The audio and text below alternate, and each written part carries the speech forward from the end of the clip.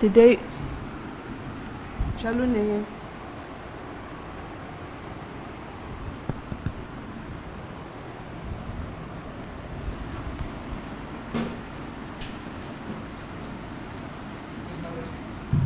Yes. Today we're continuing on the 6th day, discussing chapter 8 of the 10th canto and Krishna book, chapter 8.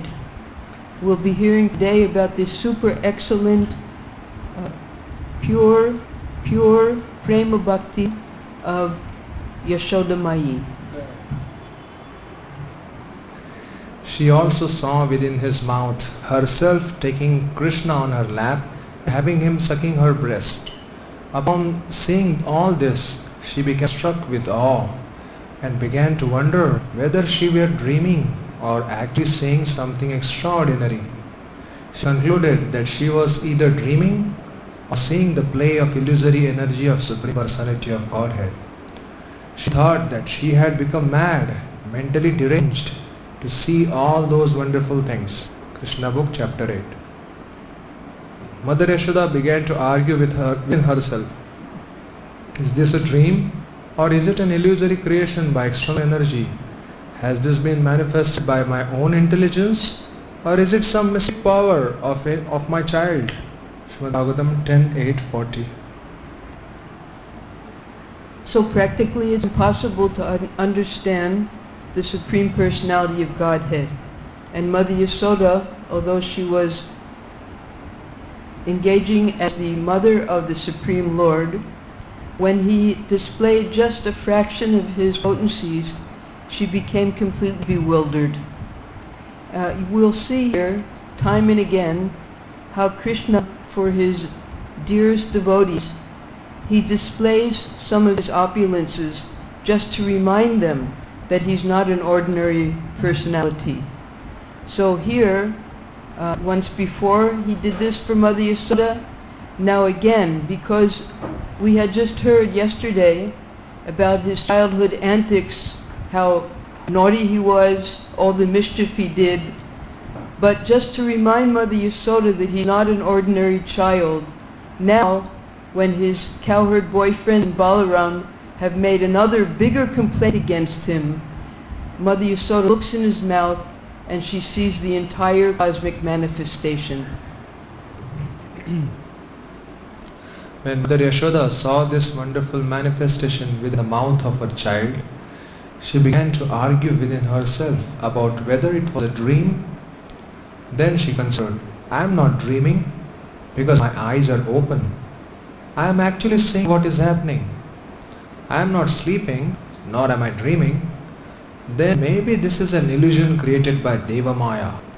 But that is also not possible. What business would the demigods have showing such things to me? I am an insignificant woman with no connection with demigods. Why should they take the trouble to put me into Deva Maya? That also is not possible. Report to 10:8-40. So within her mind, just in a flash of a second, Mother Yashoda was trying to understand what she was seeing, but it was beyond her comprehension. So finally she comes to a conclusion.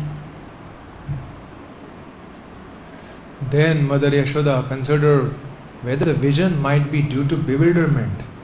I am fit in health. I am not diseased. Why should there be any bewilderment? It is not possible that my brain is deranged. Since I am ordinarily quite fit to think, then this vision must be due to some mystic power of my son, as predicted by Garga Muni. Thus she finally concluded that the vision was due to her son's activities and nothing else. Purport to 10:8-40. So we see here the importance of associating with Shastra, Sadhu and Guru. Garga Muni would become the Guru. In other words, he would give the second initiation, the Brahmin thread, to Krishna Balaram later in Mathura. And as Sadhu, because he had full knowledge of the Vedas and particularly the Jyotish Shastra, he was able to convince Mother Yashoda and Nanda Maharaj that your child is as good as Narayan. Actually, he was better than Narayan. So when Mother Yasoda became bewildered, she remembered the words of the great sadhu Gargamuni, and this immediately pacified her. She said, "Oh yes, he already told us. He's very special, this child." Then she thought, it may be cosmic mystic power attained by my child. And therefore I am perplexed at such visions within his mouth. Let me offer my respectful obeisances unto the Supreme Personality of Godhead, under whose energy body self and bodily possessions are conceived. Krishna Book, Chapter 8. So the Mother Yasoda she appeared to be a very simple cowherd woman who grew up her whole life in the village, nor did she ever study the Vedas. She simply got the association of the Brahmins and the sadhus who came to visit the home of Nanda Maharaj, but still she had the topmost realization about the Supreme Personality of Godhead. And when something beyond her comprehension occurred, she immediately took shelter of the Supreme Lord. Therefore, let me surrender unto the Supreme Personality of Godhead and offer my obeisances unto Him, who is beyond conception of human speculation, the mind, activities, words and arguments, who is the original cause of this cosmic manifestation, by whom the entire cosmos is maintained, and by whom we can conceive of its existence. Let me simply offer my obeisances, for He is beyond my contemplation, speculation and meditation. He is beyond all my material activities. Srimad Bhagavatam 10.8.41. So we've read, of course this will happen much later in Krishna's pastimes, but Krishna being the friend in the Sakyaras with Arjuna, he also displayed his Virata Roop, or the entire cosmic manifestation, to Arjuna. And Arjuna reacted in the same way. Because Arjuna loved Krishna as his friend, he was two-armed, he was always joking with him and sitting with him and lying with him. And then suddenly, when the Lord appeared, multi-headed, thousands of arms, thousands of eyes, thousands of legs, mouth, eating everything, he became frightened and he became astonished. And actually, you can't love the universal form, because love is just between the same species. Birds of a feather flock together. So when Krishna appeared in his human-like form, he had so many rasas with all the different devotees here. So in the friendly rasa, Arjuna also simply took shelter of Krishna when he saw this manifestation. Now, in this Vatsalya rasa, Mother Yasoda also was shown this Virata Roop, and she became completely bewildered, she became fearful, and then after contemplation, she simply took shelter of the Supreme Lord. One simply has to realize the greatness of Supreme Personality of Godhead. One should not try to understand Him by any material means, subtle or gross. Mother Yashoda, being a simple woman, could not find out the real cause of the vision. Therefore, out of maternal affection, she simply offered obeisances unto the Supreme Lord to protect her child. She could do nothing but offer obeisances to the Lord. It is said, Achintya khaluye bhava natans tarkena yojayet. Mahabharat Bhishma Parva 5.22. One should not try to understand the supreme cause by argument or reasoning. Purport to 10.8.41. So according to Mother Yasoda, her child was Krishna. Now Krishna had a name. And the Supreme Lord was somebody else. Because she and her husband, they worshipped Narayana in the Shalagram Shila form. And they had the other deities also. So she took shelter of the Supreme Lord and simply prayed to him for the protection of her son Krishna. When we are beset by some problem for which we can find no reason, there is no alternative than to surrender to the Supreme Lord and offer Him our respectful obeisances. Then our position will be secure. This was the means adopted in the instance also by Mother Yashoda. Whatever happens, the original cause is the Supreme Personality of Godhead. Sarva Karana Karanam. Brahma Samhita 5.1. When the immediate cause cannot be ascertained, let us simply offer our obeisances at the lotus feet of the Lord. Mother Yashoda concluded that wonderful things she saw within the mouth of her child were due to him, although she could not clearly ascertain the cause. Purport to 10.8.41. So for a devotee, particularly beginning with Lord Brahma, Ishvaraha Paramaha Krishna, Sachidananda Vigraha, Nadir Adir Govinda, Sarva Karana Karanam. So Sarva Karana Karanam means he's the cause of all causes. So when we can't understand why something is happening, we can attest that Krishna caused it. We can't understand it, but we know who the source of that cause is, and that's always Sri Krishna. It might be, in our opinion, something bad, something good, something terrifying, something very happy, but that's just according to our vision, which is covered.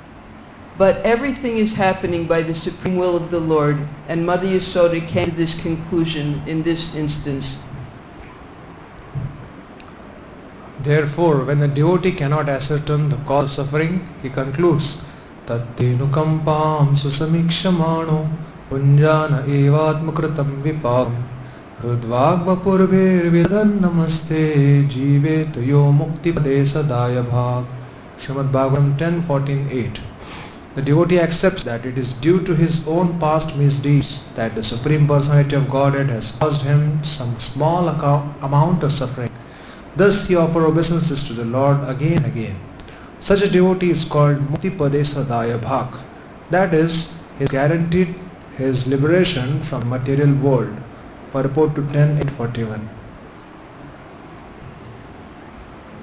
So this is the example of a pure devotee who's taking shelter of the Supreme Lord, and although she can't understand why this is happening, what the result will be, she's simply taking shelter at his feet. Now we had one example in our life. One day a devotee was doing the full Brajmandal Parikrama alone. And he was at the furthest point in Brajmandal, which is in Rajasthan. It was Kadiravan, big mountain. And he became paralyzed there. Somehow or other, his spine paralyzed him and he couldn't move. So it took 4 hours to get there, to reach him finally. They had to put him on a blanket. 4 men had to pick him up and put him in the car for us to take him to the hospital. When he finally got in the car, he said, if anyone tells me the verse, Tatenu Kampansus, this verse, I'm going to punch them in the nose. So sometimes when we're under extreme distress, such suffering, he couldn't move.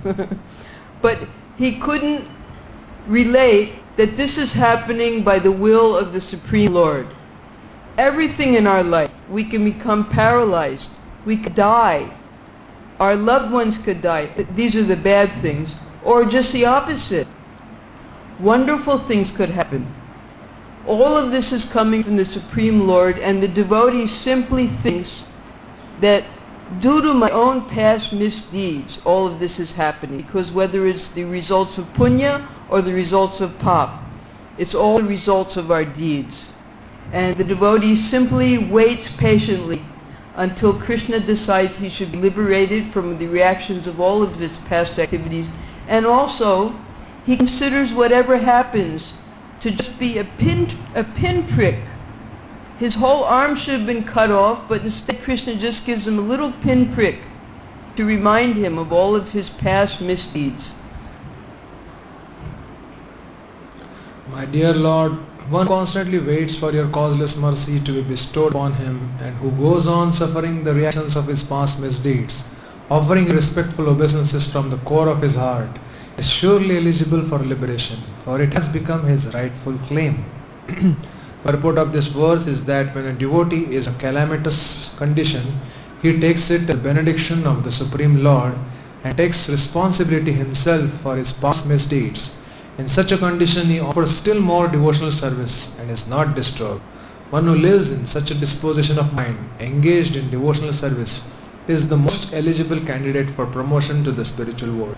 In other words, such a devotee's claim for promotion to the spiritual world is assured in all circumstances.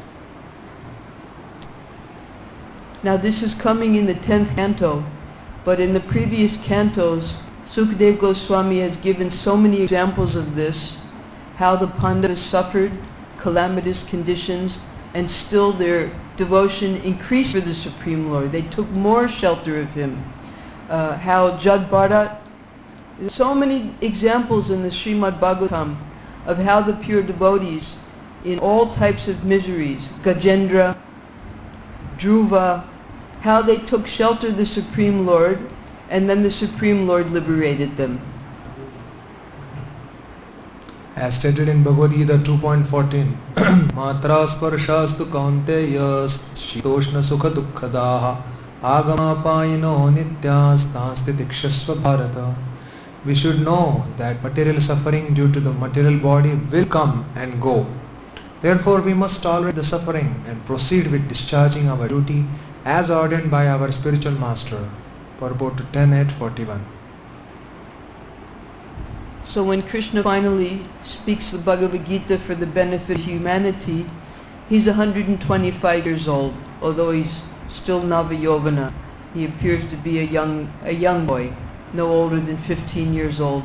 And he's speaking it for the benefit of his friend Arjun, because Arjun was in extreme distress. He didn't want to kill his family members. So Mother Yasoda, why did he display the universal form to her? Well, as a mother, she was very concerned about him because she wanted him to grow up as a boy. But she was getting complaints from everywhere. So these complaints were not ordinary. They were actually bringing pleasure to the devotees. But Mother Yasoda, as the caretaker of her little child, she had to consider what was the best way to correct him. Before she did anything, Krishna gave her a little reminder that he's not an ordinary child. While Mother Yashoda was thinking in this high philosophical way, Lord Krishna again expanded his internal energy just to bewilder her with maternal affection. Immediately Mother Yashoda forgot all philosophical speculation and accepted Krishna as her own child. She took him on her lap and became overwhelmed with maternal affection. She thus began to think, Krishna is not understandable to the masses through the gross process of knowledge, but he can be received through the Upanishads and Vedanta, or mystic yoga system and Sankhya philosophy. Then she began to think of Supreme Personality of Godhead as her own begotten child. Krishna Book chapter 8. So we've gone through now this great turning point of when Garga Muni came to reveal to Nanda and Yashoda who their son actually was. Philosophically, they heard it, but because of the influence of Yogamaya, because Krishna wanted to enjoy his childhood pastimes with his parents, they were sometimes covered by this Yogamaya, and sometimes they had some realization that their son was not ordinary. She then said, let me offer my respectful obeisances unto him, under whose illusory energy I am thinking that Nanda Maharaj is my husband and Krishna is my son, and that all the property of Nanda Maharaj belongs to me, and that all the coward men and women are my subjects. All this misconception is due to the illusory energy of the Supreme Lord. So let me pray to him that he may protect me always. Krishna Book chapter 8.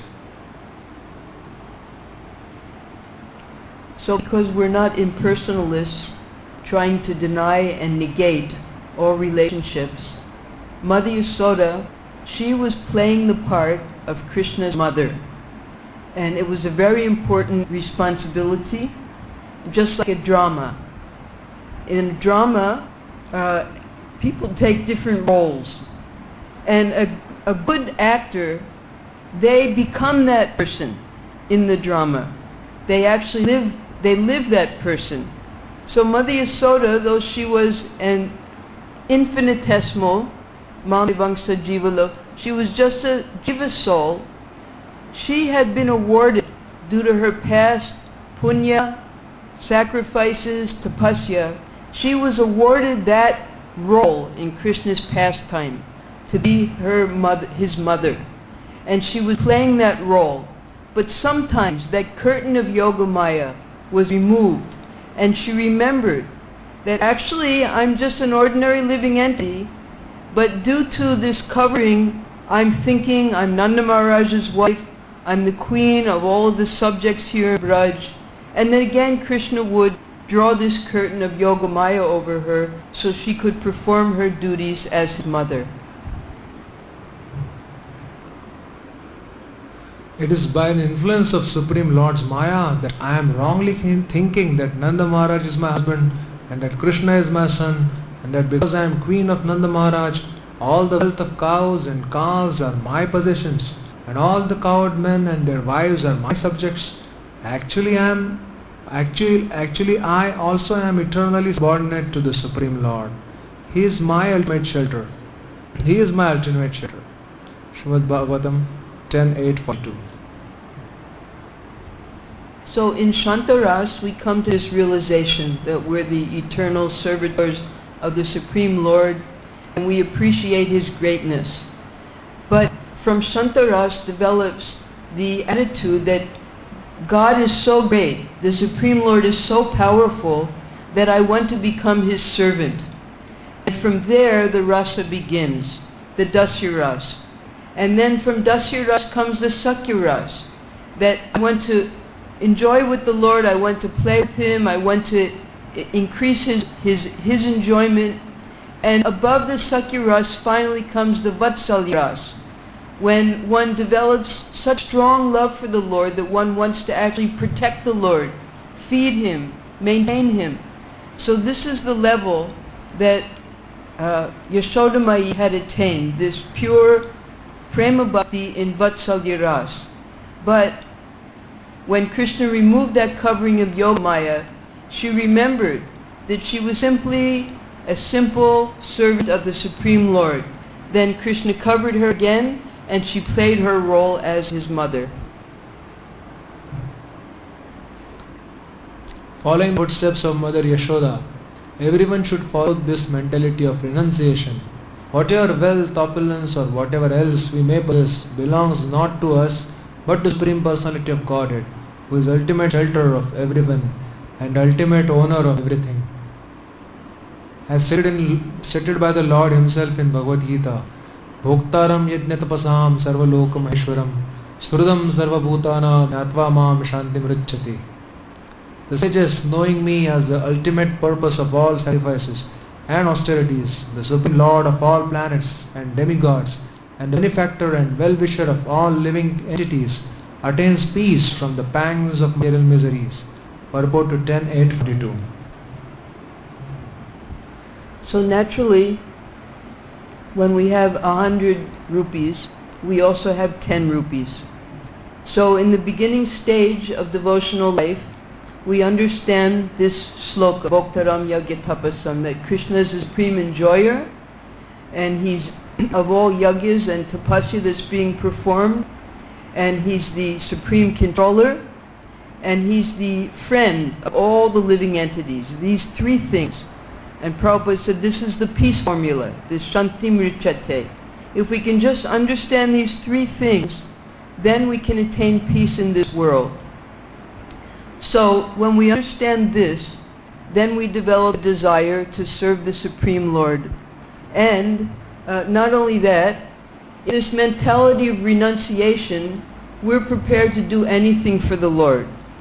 So the Guru, the importance of taking shelter of a Guru is, he trains us in this mentality of renunciation and service. He gives us assignments, and we try to fulfill them for His pleasure. And because He's the supreme, He's the representative, the Supreme Personality of Servitor Godhead, Krishna accepts our service. So by serving the Guru, we're automatically serving the Supreme Lord directly, and our relationship with Krishna simultaneously develops. So at one point in Iskcon, due to Sahajiya association, this Putana, there were some devotees who started a Gopi Bhava club. And they rejected studying Bhagavad Gita. They didn't want to hear about the other rasas. They were only interested in hearing about Gopi Bhava and the relationship that Krishna had with his most dear gopis. And when Prabhupada heard about it, he told them, first deserve, then desire. So how do we deserve to have an elevated relationship with Krishna? That's by serving the Guru. So, and then our desires, if the Guru sees that we're sincere in our service, that we're first-class disciples, then he blesses us to advance in our devotional service. So Mother Yasoda was in such an exalted situation that she was awarded this position as Krishna's mother, and he was just giving her a glimpse of how fortunate she actually was, a glimpse. We should not be proud of our possessions, as expressed by Mother Yashoda herein. I am not the owner of possessions, the opulent wife Nanda Maharaj. The estate, the possessions, the cows, the calves, and the subjects like gopis and cowherd men are all given to me. One should give up thinking of my possessions, my son and my husband. Janasya mohoyam aham mameti. Srimad Bhagavatam 5.5.8. Nothing belongs to anyone but the Supreme Lord. Only because of illusion do we wrongly think I am existing or everything belongs to me. Thus Mother Yashoda completely surrendered unto the Supreme Lord. Purport to 10.8.42. So with the Supreme Lord being directly in her arms, in front of her, she, as a highly advanced, self-realized soul, she realized that all of her so-called possessions belonged to the Supreme Lord. Now already, everything she had that she had dedicated to the Lord's service. But now, in a moment of very clear thinking, she rededicates everything to Him, who's sitting in her arms. So her home, her possessions, her wealth, her position, everything she dedicates to the Supreme Lord, who's her little son. For the moment she was rather disappointed, thinking, my endeavors to protect my son by charity and other auspicious activities are useless. Supreme Lord has given me many things, but unless He takes charge of everything, there is no assurance of protection. I must therefore ultimately seek shelter of Supreme Personality of Godhead. As stated by Prahlad Maharaj, Srimad Bhagavatam 7.9.19, Balas Sneha Sharanam Pitarau Nrsimha. Father and mother cannot ultimately take care of their children. Ato Gruhakshir Sutapta Vittair Janasya Mohoyam Aham Mameti. Srimad Bhagavatam 5.5.8. One's land, home, wealth and all of one's possessions belong to the Supreme Personality of Godhead, although we wrongly think, I am this and these things are mine. Purport to 10.8.42. So Mother Yasoda, because we have to remember the different roles of the mother and the father. The mother is with the child 24 hours a day.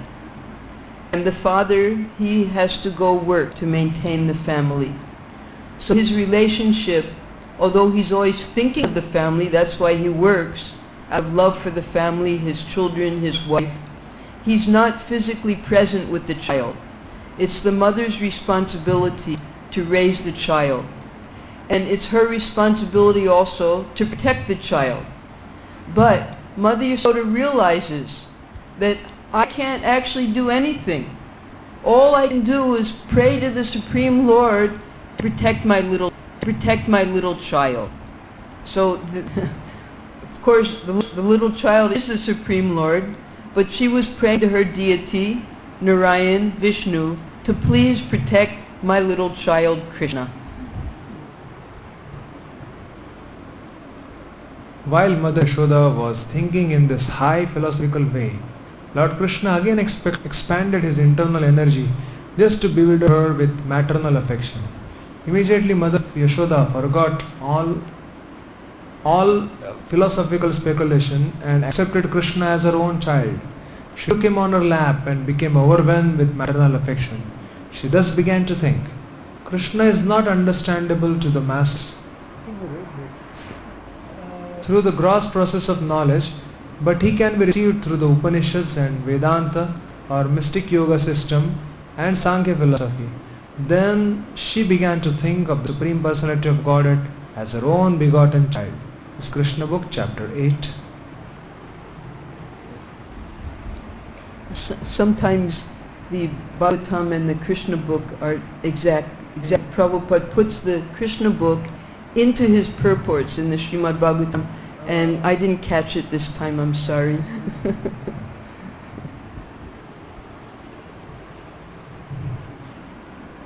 Mother Yashoda, by grace of the Lord, could understand the real truth. But then again, the Supreme Master, by the influence of internal potency Yogamaya, inspired her to become absorbed in intense maternal affection for her son. Srimad Bhagavatam 10.8.43. Because Krishna had come to enjoy, and there's so many sages offering beautiful prayers from the Vedas to Krishna, he appreciates it. But when he sees Mother Yasoda with the big plate of prasadam, and he sees the gopis glancing at him from the side of their eyes, waiting to meet him at night, he's more attracted because these different rasas are so pleasant for Krishna. So as the rasa increases and increases, Krishna gets more and more pleasure. Therefore, even though Mother Yasoda was a completely self-realized soul, he covered that knowledge so that she would treat him just like her little child. Although Mother Yashoda understood the whole philosophy of life, at the next moment she was overwhelmed by affection for her son by the influence of Yogamaya. Unless she took care of her son Krishna, she thought, how could he be protected? She could not think otherwise, and thus she forgot all her philosophical speculations. This forgetfulness is described by Srila Vishwanatharya Thakur as being inspired by the influence of Yogamaya. Mohana Sadharmyan Mayam. Materialistic persons are captivated by Mahamaya, whereas devotees by the arrangement of spiritual energy are captivated by Yogamaya. Purport to 10.8.43. So in the spiritual world, there's Mother Yasoda, Nanda Maharaj. Of course, Krishna is in the center of all relationships. And we also have a place in that family. What that place is may be due to the influence of Mahamaya since time immemorial. We're not remembering what that is. But through sincere service to the Guru, and the Guru then giving that service to the Supreme Lord, that forgetfulness is removed. That Mahamaya covering is removed. And then we can enter into the pastimes of the Supreme Lord in our particular individual relationship with Krishna. And that's a surprise. Right now we can't remember what it is. So at this situation in our life, we simply have to have faith that by serving the spiritual master with all of our energy throughout this life, at least one lifetime, let us give to our spiritual master. And then by the blessings of the spiritual master, he'll recommend us to Krishna to allow us to come back into the spiritual world and serve him again according to our particular rasa.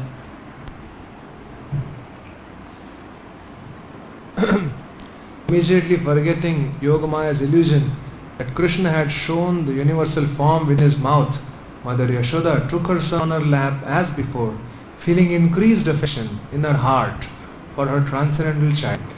Srimad Bhagavatam 10.8.44.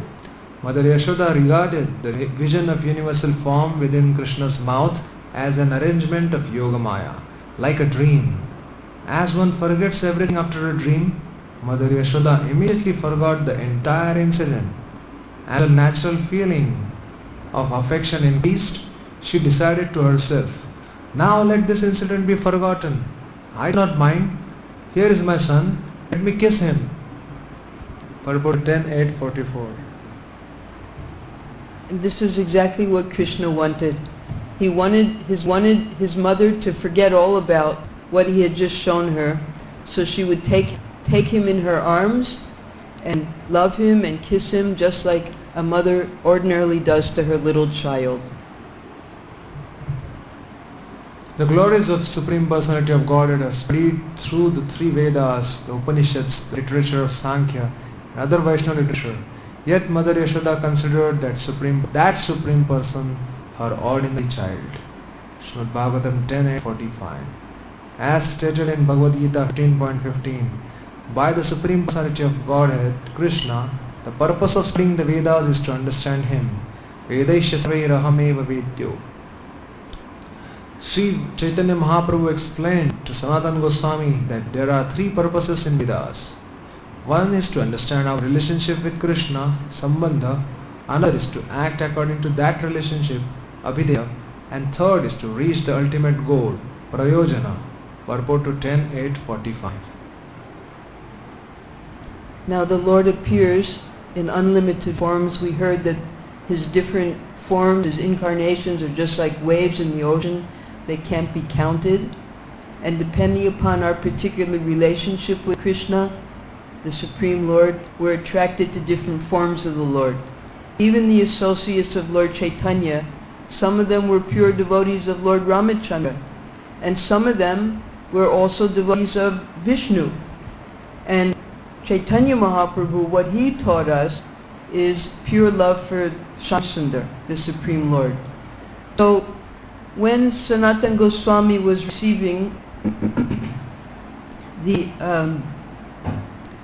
spiritual instructions, how many days was it? In 22 days?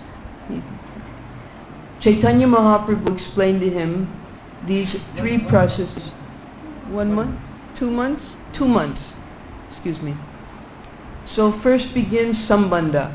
So here in Vrindavan, the deity representing Sambandha is Madan Mohan.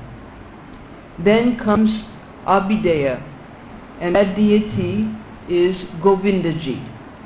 And finally Prayojana, that is Gopinath.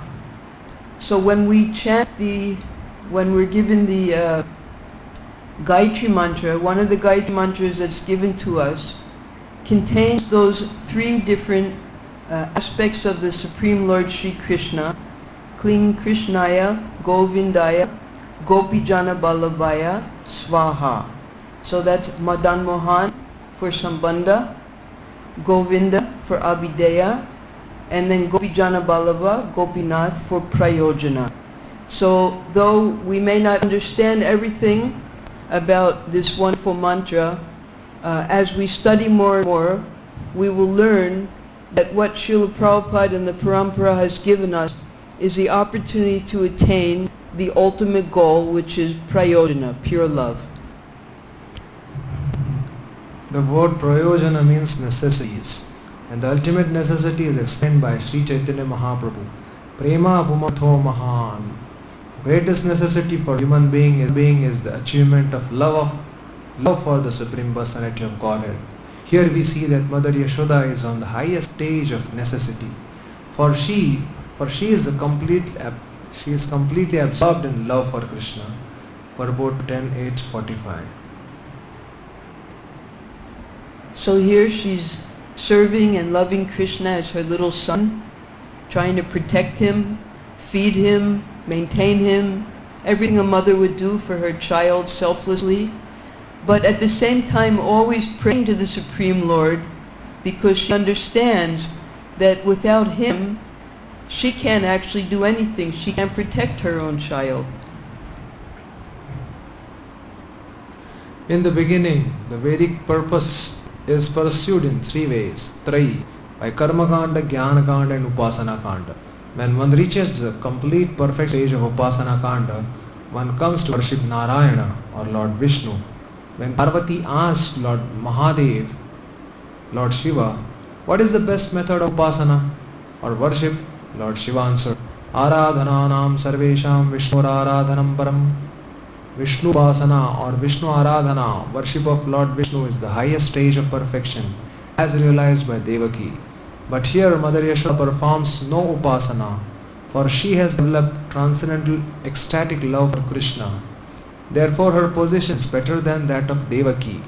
In order to show this, Srila Vyasadeva enunciates this verse, Traya Chopanishad Bhishcha, etc. Purport to 10.8.45. So Krishna showed in the beginning of his Leela, when he appeared, that he immediately left Vasudeva and Devaki to come to Braj to enjoy the pure love of his devotees in all the different rasas in Braj, secretly, because no one was allowed to know that he had actually been transferred there. So this is Krishna now enjoying Mother Yasoda's love, Nanda Maharaj's love, all the inhabitants' love in the different rasas, secretly. And this is over and beyond, far more advanced than the upasana, the worship of Narayan. And proof of that is, Krishna spent how long with Devaki and Vasudeva? Not long at all, just long enough for them to offer prayers. And those prayers were in the mood of Jnana and Aishwarya. After that, Krishna says, take me away. Durga Devi is worshipping Krishna? Yeah, well, it's not so easy to find perfect pictures to match everything that... Lord Shiva has recommended his wife because she asked him what's the highest form of worship. So he has recommended to her Aradhananam Sarvesam, of all types of worship. Vishnur Aradhanam Param. The most supreme is worship of Vishnu. So here she is worshipping Vishnu. You see his forearms? Now you understand? Yeah, she is one applying tilak like this. With one hand. She's feeding him, applying tilak to him, and Lord Shiva is encouraging her. There is similar one, Simantini Devi worshipping Gauranga in Mayapur, Rajapur, Jagannath.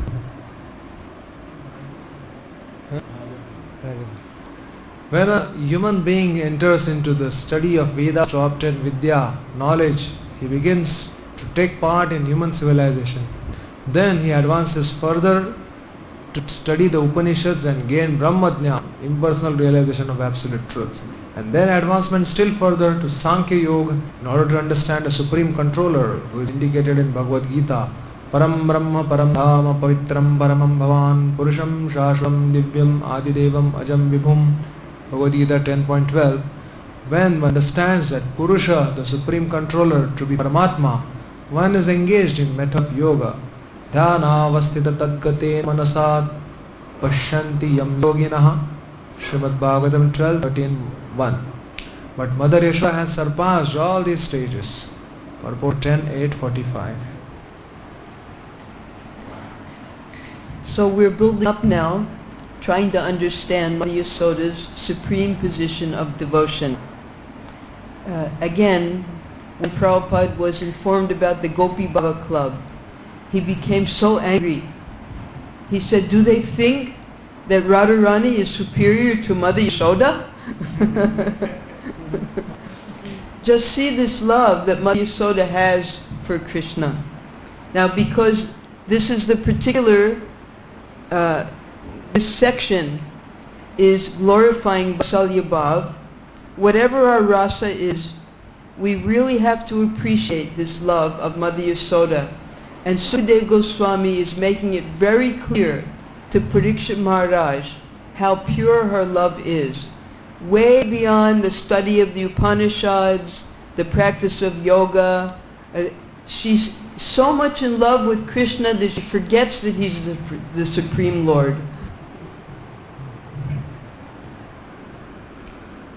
She has come to the platform of loving Krishna as a beloved child, and therefore she is accepted to be on the highest stage of spiritual realization. The absolute truth is realized in three features: Brahmeti, Paramatmeti, Bhagavani Shabdate.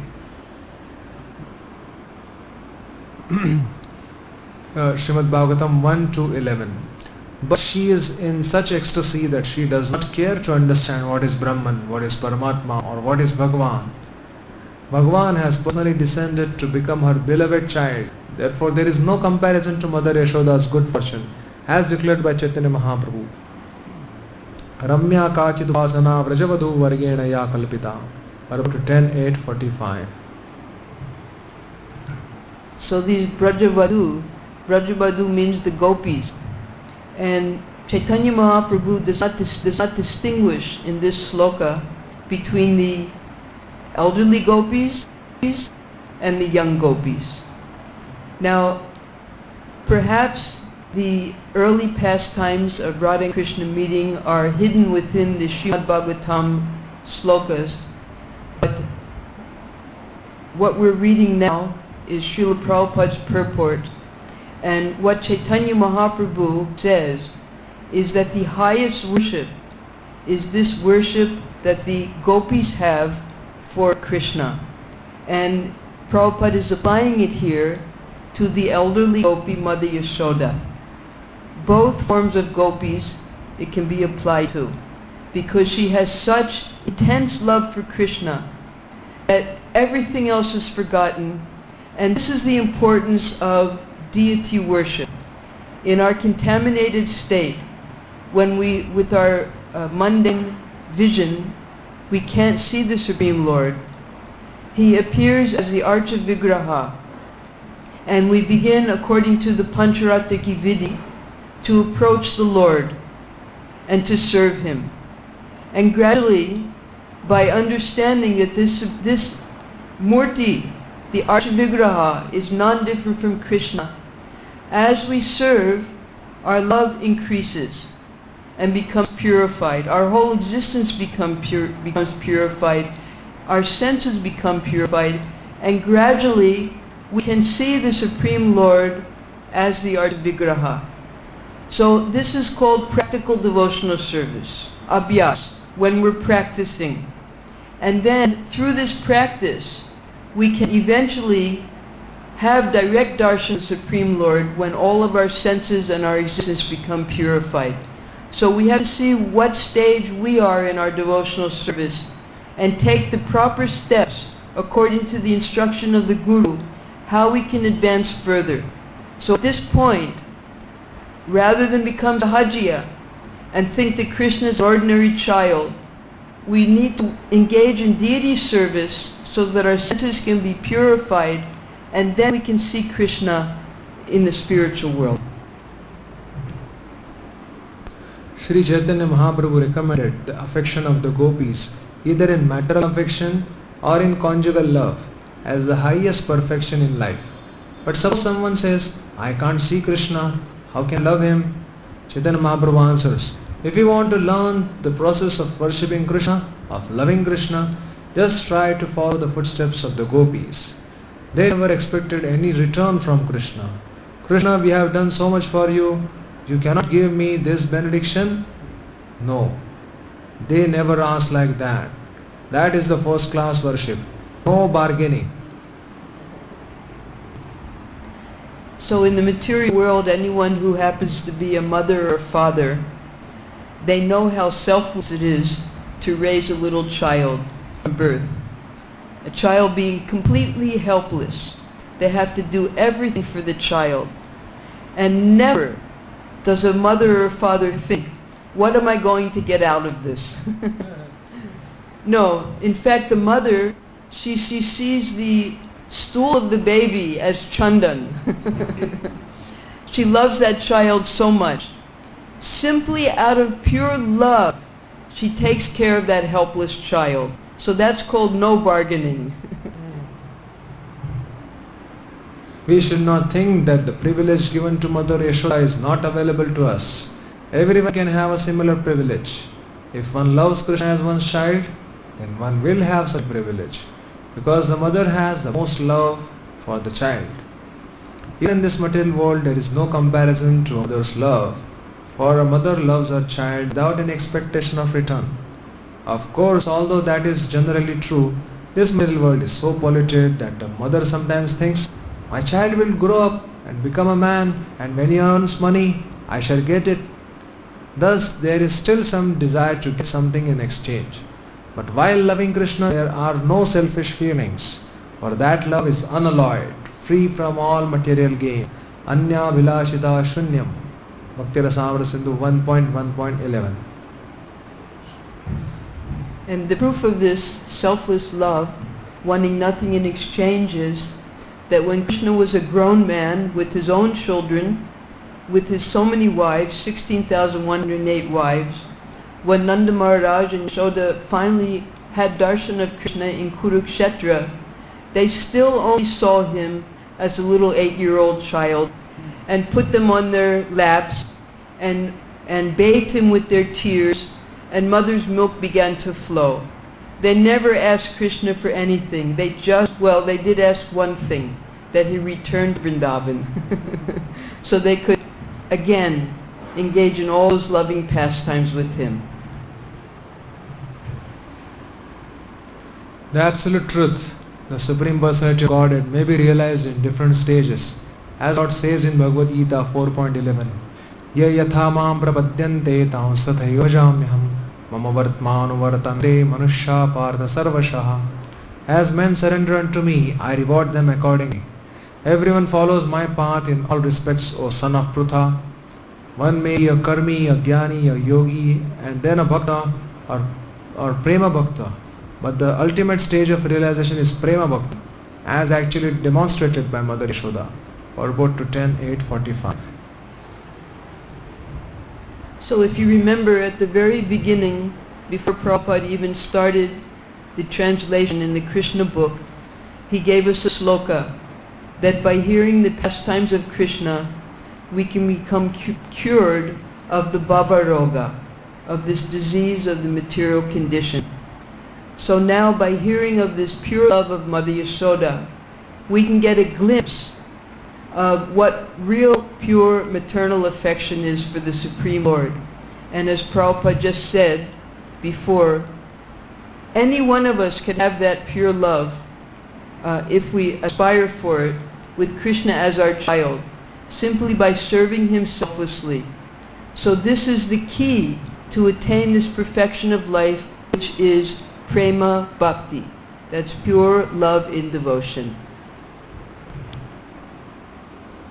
There is a position where instead of asking, Oh God, please give us our daily bread, you can instead think of God will die if you not, what? You can instead think that God will die if you do not supply bread to him. That's the ecstasy of extreme love. There is such a relationship between Krishna and his devotee Radharani, the greatest devotee, the greatest lover of Krishna. Mother Yashoda is his lover as a parent, Sudama is his lover as a friend, Arjuna also as a friend. There are millions and billions of different kinds of direct devotees of Krishna. Although Krishna is not conquerable, but he likes to be conquered by his devotee. That is the position. Just like he willingly placed himself to be conquered by Mother Yashoda, to be conquered by Radharani, to be conquered by his friends. There's so much to discuss here. Where to start? Let's see. You can instead think that God will die if you do not supply bread to him. So, when we reach the stage of pure love, we're interested in feeding Krishna. In our deity worship, minimum 6 times a day when we're serving Radha and Krishna, 6 times a day minimum, we feed them. And as we feed them, we're simultaneously feeding all of their associates because they get their prasadam. And first we do this as a regulative principle, because the Guru tells us 6 times a day you have to offer bhog, 6 times a day you have to offer arti, and we might not understand why. But as we do these things, then that love is developed. And we need to offer these things to Krishna, because Krishna, he has to have a big breakfast, he's going to go out and herd the cows all day. Then we have to send him his lunch, beautiful lunch that he can share with all the cowherd boys. Then when he comes back, we have to give him this fantastic, the Sandhya Arti Bhog. And Prabhupada, when he set up the temple here, he made the biggest offering at night. He had all pakka things offered at night. Samosas, 2 different kinds of pakoras, all fried puris. And he told us that Krishna is a young growing boy. You have to feed him a lot of prasadam. So of course there wasn't enough money for all the boga, but now there is. So when we develop love, these things are not just ritualistic performances. This is pure expression of our love for Krishna when we engage in serving the Krishna Balaram, Radhasham Sundar, and Shishi Gaurnitai. We have to feed them, otherwise how are they going to perform their pastimes all day and night? So the next is how Krishna likes to be conquered by his devotee. Now, depending upon which type of rasa there is, Krishna allows his devotees to conquer him. When they play their games, he loses, and his cowherd boyfriends ride on his shoulders. A very wonderful pastime is when Krishna goes to Mathura. He doesn't go alone. Of course, Balaram goes with him, Nanda Maharaj goes with him, all the cowherd boys are with him. And when he's entering the arena, after he kills Kuvalayapida, and they have the tusks of the elephant in their hands, they enter into the arena, and there's Hamsa, and here come the wrestlers, and Krishna and Balaram easily kill all of the wrestlers, and then all the wrestlers are lying there dead in the arena. Kamsa is in complete anxiety. And what does Krishna do? He starts playing with his friend in the arena, and they start wrestling, and his cowherd boyfriends then defeat him, and they pin Krishna down. Now Krishna had just killed these powerful wrestlers, but in play with his friends, he allows them to defeat him. Certainly Mother Yashoda had executed many pious activities, as a result of which she got the absolute truth, Supreme Personality of Godhead, as her son who sucked milk from her breast. Similarly, Nanda Maharaj also must have performed many great sacrifices and pious activities for Lord Krishna to become his son and address him as father. But it is surprising that Vasudeva and Devaki did not enjoy the transcendental bliss of Krishna's childhood pastimes, although Krishna was their real son.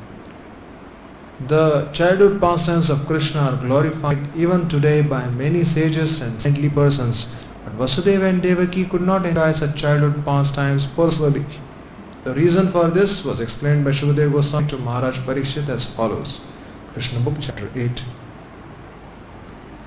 So after Krishna Balaram returned to Mathura, and they've killed Kamsa, and they see their mother and their father finally. It's been over 11 years. Actually, they never saw Balaram. It's the first time they're meeting Balaram, although he's their son as well, the elder son. So there's so much affection. But at first, Devaki and Vasudeva, again, they can't forget that Krishna is the Supreme Lord and Balaram is Shankarshan, Anta. So they're in awe. Then Krishna realizes this isn't going to work. So he covers them with his Yogamaya. Then they approach him, they embrace them, they kiss them, and they see them as their little sons. Now after that, of course Krishna and Balaram, they immediately wanted to go back to Vrindavan with all the cowherd boys and Nanda Maharaj. But because Vasudeva and Devaki hadn't seen them after suffering all these years, they were in prison, just waiting for them to come back. So Krishna went and he explained to Nanda Maharaj that I just have to satisfy your friends, and then I'll come back as soon as everything is finished. Now, Ugrasen, his wife's name was Padmavati. She said, "You don't have to go back there. They mistreated you so much as a child. They didn't feed you. You had to steal." We discussed that a few days ago. So then she said, anything, whatever expenses there were that Nanda Maharaj, he paid for your maintenance, we will pay him back double. And whatever he owes you for tending his cows, we won't make him pay. So then the whole balance will be clear and you never have to go back there again.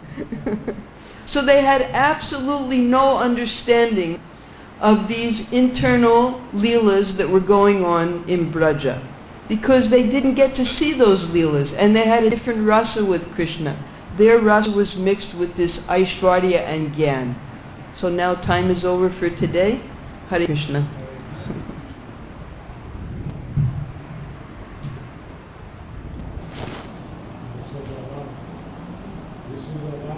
Excuse me? Yes, the phone. I changed it to because I had it 5 minutes before, but then I forgot about it. Now I did it at the right time.